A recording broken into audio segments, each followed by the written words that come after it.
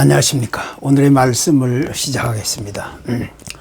어느 한 시골 마을에 어려서부터 다리를 저는 사람이 있었습니다. 그런데 일찍 이 집에 시집을 온 그 아내는 어린애처럼 항상 철이 없는 행동을 보였습니다.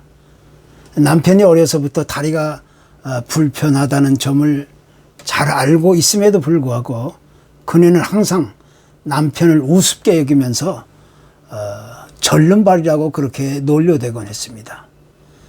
그러자 결국 그 마을 사람들은 그녀를 볼 때마다 절름발이 부인이라고 그렇게 부르곤 했습니다. 그러다가 이제 이 부부는 낯선 곳으로 이제 이사를 가게 되었는데 무슨 생각에서인지 철이 들기 시작한 아내는 그때부터 남편을 박사님이라고 부르기 시작했습니다. 그러자 새로 이사온 그 마을의 사람들은 그녀를 볼 때마다 전부 박사 부인이라고 그렇게 칭하게 되었던 겁니다. 이제 이 부인은 완전히 새로운 세상을 살아가게 되었던 것입니다.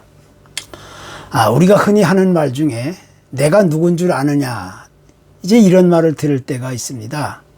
그런데 사실 이 말을 뒤집어 보면 인간은 다 누구든지 본능적으로 다른 사람들로부터 존중을 받고 싶어 하는 그런 욕구를 지니고 있다는 사실을 우리가 보게 되는 겁니다.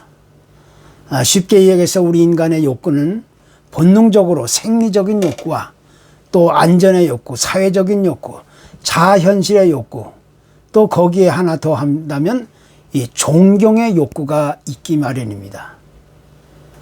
사실 따지고 보면 누군들 존경받고 싶지 않을 사람이 어디 있겠습니까? 그래서 사람들은 다른 사람들로부터 끝없는 존경과 찬사와 칭찬과 인기를 한 몸에 받고 싶어하는 마음이 있기 때문에 여러 가지 다양한 방법을 통해서 또 수단과 또 노력과 또 때로는 애를 쓰면서 자꾸 무엇이 되려고 그렇게 소원하고 있는 겁니다. 그러나 이보다 더 중요한 사실은 진정한 존경심, 존중은 내가 어떤 위치에서 무엇을 어떻게 하느냐에 따라서 이루어진 것이 아니라 우리 인간의 다른 사람과의 관계에서 그 가치나 의미가 인정받고 서로 신뢰하는 관계로 나아간다면 참으로 우리는 존경받을 만한 사람이 될 수가 있는 것입니다. 내가 그 다른 사람들에 대한 자세와 태도가 바뀌지 않는 한 우리는 어떤 존중도 기대할 수가 없게 된다는 겁니다. 그래서 내가 다른 사람을 존경하고 존중하지 않는다면 그 누구도 나를 존경하고 존중해 주지 않는다는 사실을 우리는 다시 기억해 볼 필요가 있게 되는 겁니다. 나도 행복하고 또 다른 사람들로 함께 행복하기를 원한다면 제일 먼저 다른 사람들에 대한 적극적인 존경과 존중의 마음이 앞서야 한다는 사실을 우리는 강조하지 않을 수가 없는 겁니다. 이 성경이 가르치고 있는 윤리적인 삶의 황금률은 남에게 대접받고자 하는 대로 너희도 남을 대접하라 라는 말씀이라고 우리는 생각합니다. 이것은 다른 사람이 나에게 행한 대로 그대로 갚아줘야 한다는 그런 개념을 완전히 뒤집어 엎는 그런 이야기가 되는 겁니다. 또 주님이 이런 말씀을 하게 된 중요한 이유는 많은 사람들이 가지고 있는 기본적인 그 인식의 틀, 즉 대가성을 뛰어넘어야 한다는 겁니다. 다른 사람이 나에게 행한 대로 그대로 해주고 또 다른 사람이 받아야 할 만큼만 그에게 똑같이 해준 것이 아니라 오히려 우리가 대접받기를 원하는 만큼 우리가 남을 대접해야 한다는 사실을 성경은 우리에게 교훈해 주고 있는 겁니다. 다시 이야기하면 다른 사람이 나를 아껴주고 사랑해주고 도와주고 희생해주고 이해해주기를 바란다면 그와 같은 인간의 기본적인 상식과 인식, 이해의 틀을 뛰어넘어 내가 먼저 다른 사람들에게 적극적으로 그렇게 대해야 한다는 사실을 우리가 배우게 되는 겁니다. 그것이 주님이 가르치고 강조하신 온전한 삶의 황금률이라고 보게 되는 겁니다. 바로 여기서부터 우리는 존중이 가지고 있는 그 비밀과 그 열매를 우리가 찾아보게 되는 겁니다. 구약의 모세가 장인의 양을 키울 때, 광야에 머물었을 때 그 호렙산에서 떨기나무에 불이 붙는 모습을 목격하게 되었습니다. 그런데 그 나무는 타지 않고 그 불꽃만 활활 타오르는 광경을 이제 목격하는 겁니다. 이제 모세는 그 광경이 하도 이상하고 신기해서 그 불꽃 쪽으로 가까이 다가서는데 바로 그때 하나님이 음성으로 말씀하시기를 이리로 가까이 오지 말라. 내가 선 곳은 거룩한 땅이니 내 발에서 신을 벗으라. 이런 말씀이 들려오게 되었습니다. 특별히 성경에는 거룩한 곳이기 때문에 신을 벗어야 한다는 말씀이 3번 나오는데 이 거룩한 곳이기 때문에 신을 벗어야 된다는 의미는 하나님께 대한 깊은 존경과 존중의 태도를 가져야 한다는 사실을 선언해 주고 있는 겁니다. 다시 생각해 본다면 이전까지 모세는 하나님께 대한 깊은 존경과 존중심을 갖지 못하고 살아왔습니다. 인간적이고 세상적인 방법과 수단을 가지고 세상의 부정적이고 더러운 모습으로 그냥 자기중심적으로 살아왔습니다.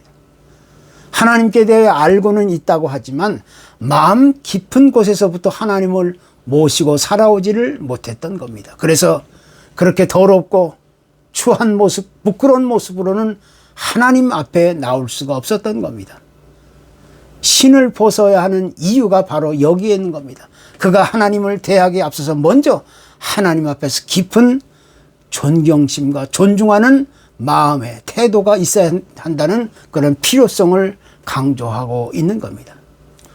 또 중동 지방에서는 지금도 다른 사람에게 신을 던지는 행위는 가장 큰 모멸감을 주는 행위라고 우리는 보고 있는 겁니다. 또 누군가의 집에 들어가기 전에는 반드시 자신의 신발을 벗는 행위가 있는데 그것은 상대방에 대한 깊은 존중의 표시로 행해지고 있는 것입니다. 그렇기 때문에 남을 존경하고 존중심을 갖는 자세와 태도는 그 무엇을 하기에 앞서 가장 우선되어야 하는 삶의 아름다운 황금률이 되고 있는 겁니다.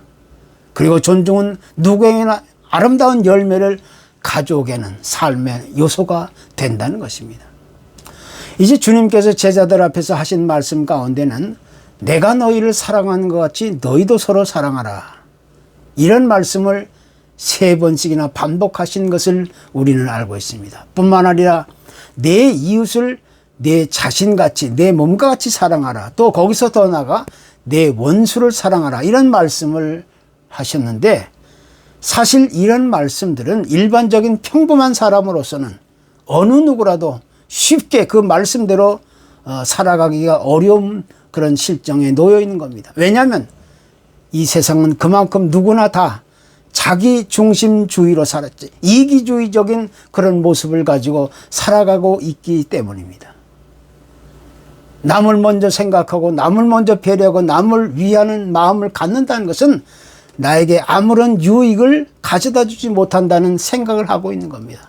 또한 주님이 강조하신 말씀대로 살아가게 된다면 나에게 돌아오는 것은 엄청난 손해와 불이익뿐이라는 사실로 우리가 받아들이고 있기 때문입니다. 바로 이것이 오늘날 우리가 살아가고 있는 이 세상의 인간 세상의 참모습입니다. 그만큼 이 세상은 성경이 가르치고 있는 영원한 하나님의 나라와는 전혀 다른 반대의 모습을 가지고 있는 겁니다. 그래서 주님은 이와 같은 말씀들을 강조해 주시면서 새로운 계명이라고 우리에게 레슨해 주고 있는 겁니다. 성경은 또 오늘날의 시대를 지적하면서 사람들은 자기만 사랑하고 남을 비방하기를 좋아한다고 말씀합니다. 디모데후서 3장 1절 2절에서 사람들은 자기를 사랑하며 돈을 사랑하고 교만하고 비방하며 부모를 거역하며 감사하지 아니하고 거룩하지 아니한다고 경고하고 있습니다. 실제로 많은 사람들 중에는 자기 부모나 스승을 마음 깊이 존중하기보다는 오히려 비방하는 사람들을 많이 보게 됩니다. 그리고 그런 사람들 중에는 자기는 부모를 존중하지도 않으면서 자기가 나중에 부모가 되었을 때는 오히려 자녀들로부터 존경받기를 원한다는 겁니다. 이것이 바로 자기 이기주의적인, 자기 중심적인 생각으로 세상을 살아가는 사람들, 또 세상을 그렇게 온전하지 못한 모습으로 살아가는 사람들의 모습입니다.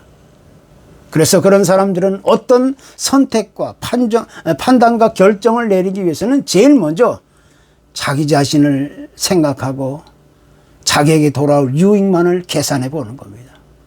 만약 자기 자신의 유익을 먼저 챙기지 못한다면 무엇도 행할 수 없는 초라한 인생으로 세상을 살아가고 있는 겁니다.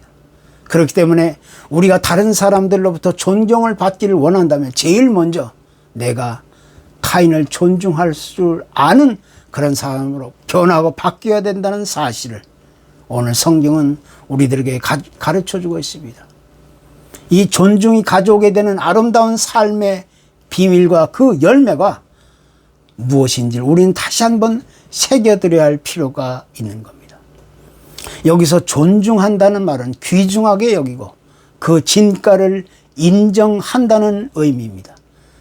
그래서 부모를 존경한다는 것은 부모라는 그 자리를 허락해 주신 하나님을 높이고 경외하는 것과 같은 그 동일한 의미가 있는 겁니다. 또 스승을 존경하는 것도 마찬가지로 그 스승의 권위를 허락해 주신 주권, 그 하나님을 경외한다는 그런 의미에서 출발하는 겁니다. 다시 이야기하면 내 주위의 사람들을 깊이 존경한다는 것은, 존중한다는 것은 그 사람들을 우리 곁에 두게 하신 하나님의 뜻과 섭리와 주권과 그 권위를 인정한다는 그런 의미가 있는 것입니다. 예수님 시대에 그 주위에 있는 많은 사람들은 예수님에 대해서 비난과 조롱을 서슴없이 퍼부었습니다. 그런데 이런 사실을 이미 잘 알고 있었던 주님은 자신의 그 고향, 그 나사렛이라는 동네에서도 그렇게 하는 것을 보고 거기서는 아무런 기적도 보여주실 수 없었습니다. 왜냐하면 주님을 그렇게 배척하고 비난하면서 존중하지 않고 있는 그 고향 동네 마을에서는 그 무엇도 행하실 수 없었기 때문입니다. 그래서 다른 사람들과의 관계에 있어서 남을 존중한다는 사실은 우리 인간 관계에 있어서 없어서는 안 될 가장 중요한 삶의 요소라고 우리가 판단할 수가 있는 겁니다. 창세기 9장에는 노아 방주에서 나와 이제 어떤 사건이 있었다는 사실을 우리에게 보여주고 있는데, 그때 노아가 포도주를 마시고 취하여 자신도 모르게 어처구니 없는 실수를 저지르는 일이 있었습니다. 포도주를 마시고 취한 나머지 그냥 발가벗은 몸으로 텐트 안에서 혼자 잠이 들게 되었는데, 누가 보더라도 참으로 한 가장의 그 어른으로서 부끄러운 일이 아닐 수가 없었습니다. 그런데 이런 사실을 처음 목격했던 노아의 아들 중에 둘째 아들 함이라는 사람은 그 아버지의 부끄러움을 보고 어떤 조치를 취하지도 않고 밖으로 나가서 이런 사실들을 형제들에게 알리면서 아버지의 부끄러운 모습을 비난하고 조롱을 퍼부었던 겁니다. 그러나 이런 사실이 형제들에게 알려지자 그의 아들 그 셈과 야벳은 옷을 가져다가 뒷걸음질 쳐서 텐트 안내에 들어가 아버지의 하체를 조용히 덮어주었습니다. 물론 아버지가 본의 아니게 실수를 저지르고 부끄러운 모습을 드러내 보였지만 이 두 아들은 그래도 아버지를 존경하고 존중하고 싶은 마음이 있었기 때문에 이런 사실들을 조용히 숨기려 했었던 겁니다. 나중에 노아가 술에서 깨어나 이런 부끄러운 일들이 있었다는 사실을 알고 이때 아버지의 실수를 덮어둔 그 두 아들을 불러 칭찬하며 축복해 주었습니다. 그러나 안타깝게도 아버지를 비난하고 조롱했던 둘째 아들 함에게는 저주를 퍼부었습니다. 그래서 성경은 이와 같은 사실들을 잊지 않고 지적하면서 이스라엘 백성들이 가나안 땅으로 들어오는 그날 함의 후손인 가나안 사람들을 전부 죽여야 된다고 그렇게 명령했던 것입니다. 다시 생각해 본다면 이것은 아버지에 대한 존경심을 테스트해 보는 아주 중요한 사건이라고 우리가 말할 수 있게 되는 겁니다. 왜냐하면 성경은 이에 대해서 아버지인 노아의 어처구니 없는 실수에 대해서는 일절 언급하지 않고 있기 때문입니다. 그 반면에 아버지의 실수에 대해서 그 세 아들이 보여준 각각의 행동들에 대해서 성경은 분명하게 그들을 지적하고 경고하고 있는 것입니다. 그러니까 여기서 가르치고 있는 중요한 교훈은 그 부모에 대해서 어떻게 존중하고 있는 태도를 가지고 있는가를 자세히 교훈하고 또 보여주고 있는 말씀인 것입니다.